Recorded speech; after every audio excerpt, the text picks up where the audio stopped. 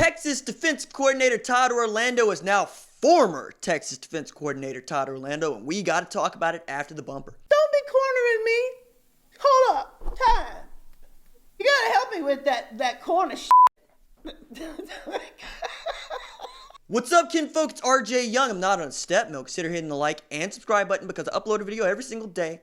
As always, college football related, sports related, we have a good time. Today, I want to talk about Todd Orlando, who is reportedly out as the defensive coordinator at Texas. This comes from Anwar Richardson at Orange Bloods and Pete Thamel at Yahoo Sports, and it is fast making the rounds.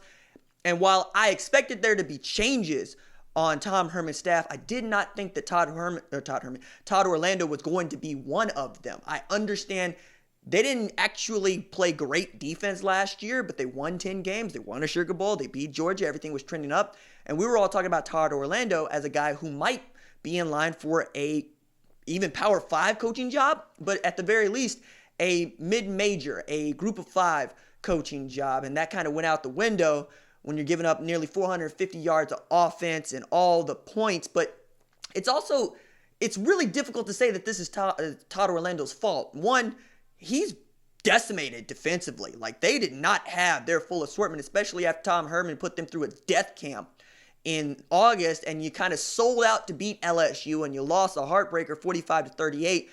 Again, giving up 45 points to an LSU offense that turns out to be one of the best in the country, with Joe Brady saying we're doing this and not that.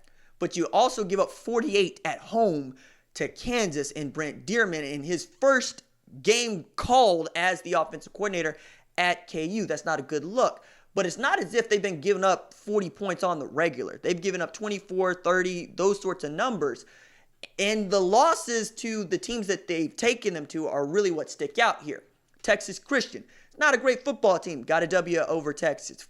Kansas needed late clock management and kicker the dicker to keep them away from getting their W. You give up the booty to Iowa State. You barely beat Kansas State. You can't stop many people, but I thought after the display that his defense gave against Texas Tech and Jett Duffy, yeah, that wasn't a good look because Jett Duffy was able to complete pass after pass after pass, and I know it's 24 points, but it was also because Matt Wells decided he was just going to keep going for it on fourth down. Now, I find all of this to be interesting because you'll probably miss that in October, Tom Herman brought on former head coach at Rutgers, Chris Ash, as an analyst. It was an unpaid role, but it also was kind of a signal.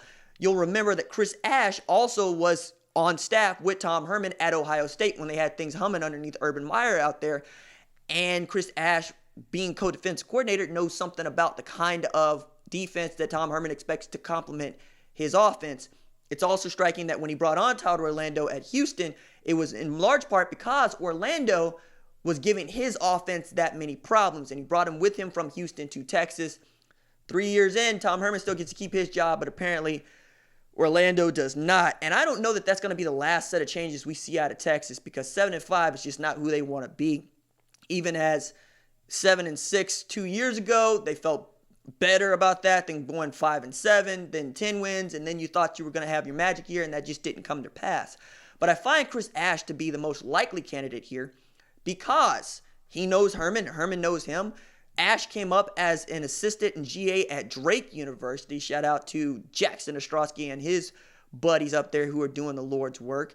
Let's talk also about how they both passed through Iowa State. Not together, but Ash got in there right before Tom Herman got in there as an offensive coordinator. It just makes a lot of sense to me. Now, who else would you go get to get the job? I don't know of anybody else that you could go and swoop and get. I know who would be on my short list. I just don't think that Tom Herman could go get them. Morgan Scalley at Utah would be one. Jimmy Lake at Washington would be another. I mean, I got a bang of these guys that I was also just throwing out there when I wanted Mike Stoops out and Alex Grinch came in. Alex Grinch has actually done the thing that we thought that Todd Orlando was doing just a couple of years ago. They play pretty great defense, but when you're playing these three-man fronts and you're actually selling out to try to go to get the quarterback and people are just picking you apart because they can see the blitz coming, that's not a good thing, all right? That's never going to be a good thing. That's not going to be who Texas wants to be. And you got to be able to stop people, especially with Tom Herman not being able to score points up until the Tech game. Like, that was the thing about Baylor that was so off-putting about it was, cool, you could talk about how bad the defense was, but you only gave up 24 to Baylor. That's a game that Texas usually wins. I mean, if you're keeping people below 25 points, that means that a Big 12 offense ought to be able to win that football game. So I don't know that it's really Todd Orlando's fault here. I think he's kind of a scapegoat because Tom Herman is the guy calling the plays. Tim Beck's the offensive coordinator, but he takes too much of the blame. Tom Herman is the guy calling the plays. So maybe, as I said, you want to overhaul your offense and get away from your power spread, but Tom Herman seems to be just hard-headed about it. He's going to do it his way. He thinks his offense works just fine, and somebody's got to roll, and it doesn't feel like he's going to let Yancey and McKnight go, although whenever I see a bunch of injuries on one football team, I always look at the strength coach and I always look at the programming because you are responsible for the well-being of those kiddos in a different way. You got to keep them healthy. You got to keep them ready to go. And you got to keep them playing peak football in November.